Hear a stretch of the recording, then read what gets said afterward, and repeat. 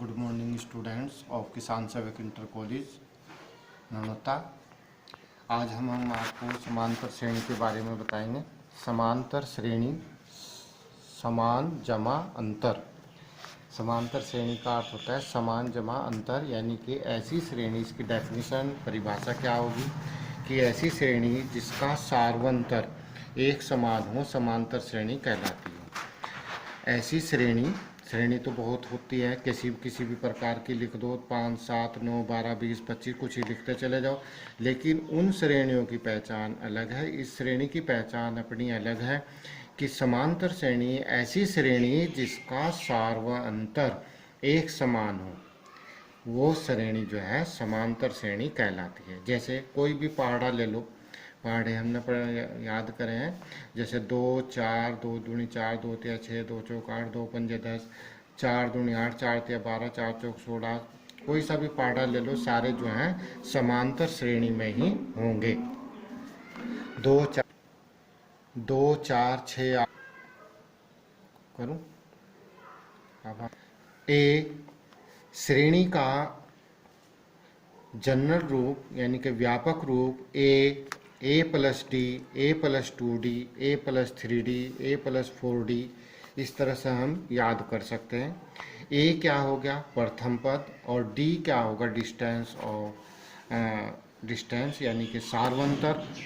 तो ऐसी श्रेणी जिसका सार्वअंतर एक समान हो, उस श्रेणी को समांतर श्रेणी कहलाती है।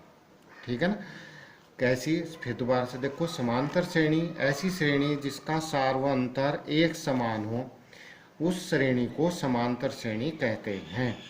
श्रेणी तो हम बहुत लिख दो, 5, 7 जो मन चाहे वो लिखते चले जाओ, लेकिन उन श्रेणियों में से समांतर श्रेणी की पहचान कैसे होगी कि वो श्रेणी जिसका सार्वअंतर, देखो जैसे 4 में से 2 गया 2, 6 में से 4 गया 2, 8 में से 6 गया 2, 10 में से 8 गए 2, सबका 2 2 आ रहा है। जैसे यहाँ 8 में से 4 गया 4, 12 में से 8 गया 4, 16 में से 12 गया 4, तो सबका 4 4 आ रहा है। तो ऐसी श्रेणी जिसका सार्वअंतर, सारों का अंतर जो है एक समान आता है, उस श्रेणी को समांतर श्रेणी कहते हैं। जैसे ए प्लस डी, इसमें से हमने घटा दिया डी आ गया, इसमें से हम इसे घटाएं तो भी डी, इसमें से इसे घटाएं तो भी डी, और लिख सकते हो, और लिख लो ए प्लस 4D, ए प्लस 5D, ए प्लस 6D। तो ऐसे हम लिखते चले जाएंगे। तो ऐसी श्रेणी जो है समांतर श्रेणी होती है। ठीक है ना। तो अब एक्सरसाइज 1 देखो आप। एक्सरसाइज 1 में आपको बताया गया 5.1 में समांतर श्रेणी की पहचान करनी बताई इसमें हमें कि बताओ, समान देख कर बतानी है कि से समांतर श्रेणी भी होगी या नहीं होगी। जैसे पहला सवाल है कि प्रत्येक किलोमीटर के बाद टैक्सी का किराया, जैसे टैक्सी चलाते हैं, शहरों में टैक्सी चलाते हैं, टैक्सी की अगर आप बैठते हैं टैक्सी में, तो वो टैक्सी वाला कहता है कि हर 1 किलोमीटर के बाद, 1 किलोमीटर के बाद मैं 8 रुपये अलग लूँगा, हो एक्स्ट्रा लूँगा। यानी कि पहले किलोमीटर पर तो लगे उसने कितने 15 रुपये, और दूसरे किलोमीटर पर लगे उसने कितने 8 रुपये और बढ़ा दी। तो दूसरा किलोमीटर चलने में कितने पैसे देने पड़ेंगे आपको, 23 रुपये, शुरू से लेकर 23 रुपये देने पड़ेंगे आपको। फिर तीसरा किलोमीटर और चलेंगे, फिर 8 रुपये बढ़ा देगा।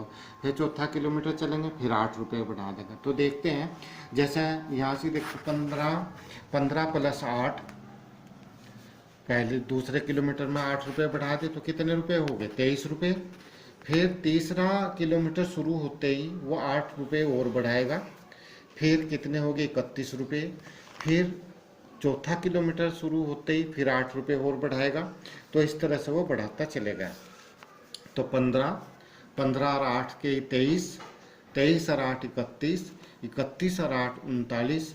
तो देखो आप, प्रथम पद कितना है 15 है, डी बराबर कितना, सबका 23 में से 15 गए 8, 31 में से 23 गए 8, 39 में से 31 गए 8। तो ऐसी ये श्रेणी क्या होगी, समांतर श्रेणी कहलाती है, जिसका सार्वअंतर एक समान हो।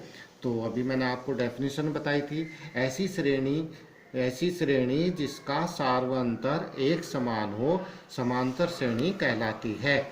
ठीक है ना। तो जब देखो दूसरा सवाल इसका, दूसरा सवाल है कि इसमें कहा है इसमें कि दी भी एपी, एपी का मतलब होता है अर्थमेटिकल प्रोग्रेशन यानी कि समांतर श्रेणी। एपी के प्रथम 4 पद लिखिए जबकि पहला पद और डी आपको दिया गया। तो देखो आप पहला पद ए बराबर 10 दे रखा और डी बराबर भी 10 दे रखा। तो श्रेणी लिखने का मैंने बताया था तरीका, जनरल रूप, व्यापक व्यापक व्यापक रूप उसका ए प्लस डी, ए प्लस 2D, ए प्लस 3D, ए प्लस 4D, कहीं तक भी आप लिखते चले जाएं। तो ए का मान क्या है 10 है, डी का मान कितना है 10 है, तो ए प्लस डी यानी कि 10 प्लस 10, ए प्लस 2D, ए प्लस 2 गुणा 10, ए प्लस 3D यानी कि 10 प्लस 3 गुणा 10, तो ये हो गया 10, 20, 30, 40। तो ये श्रेणी क्या होगा, देखो इसमें से घटा लो 10 आ गया, इसमें से घटा लो 10 आ गया, इसमें से घटा लो 10 आ गया। तो क्या हो गया, श्रेणी समांतर श्रेणी में हो गई। तो ये भी समांतर श्रेणी में है। अगर और इसमें 4 पद और लिखने तो लिखते चले जाओ, यहाँ कितने 4 तो मैंने लिख दिए, और लिखते चले जाओ, और लिख लो 60, 70 लिखते चले जा सकते हैं। ठीक है ना। अब देखो तीसरा सवाल में इसने क्या कहा, पर निम्नलिखित में से प्रत्येक एपी के लिए प्रथम पद व सार्वंतर लिखिए, मतलब पहला पद ज्ञात करना और सार्वंतर ज्ञात करना। तो श्रेणी दे रखी है आपको 3, 1, -1 व -3 ये दे रखी। तो प्रथम पद क्या हो गया 3 हो गया, ए का मान तो कितना हो गया 3, और डी बराबर कितना हो गया, इसमें 1 में से क्या घटेगा 3, यानी कि कितने बच गए, 1 में से 3 घटा के कितने बच गए -2। देखो चाहे यहाँ से घटा लो, -1 में से +1 घटाएंगे तो भी -2, -3 में से -1 घटाएंगे तो क्या होगा -3 माइनस +1 तो भी -2। तो ऐसी श्रेणी क्या होगी, समांतर श्रेणी में तो कह ही रहा है सवाल की समांतर श्रेणी है। तो इसने क्या कहा कि इसका प्रथम पद वह सार्वंतर ज्ञात करो। तो सार्वंतर आप कहीं से भी निकाल सकते हो, दूसरे उस पद में से उससे पहला पद घटाना है। तो अगर ये घटना सारी श्रेणी के साथ एक समान आ जाती है तो उस श्रेणी को समांतर श्रेणी कहते हैं। अर्थात देखो डी समान आ गया तो ये श्रेणी क्या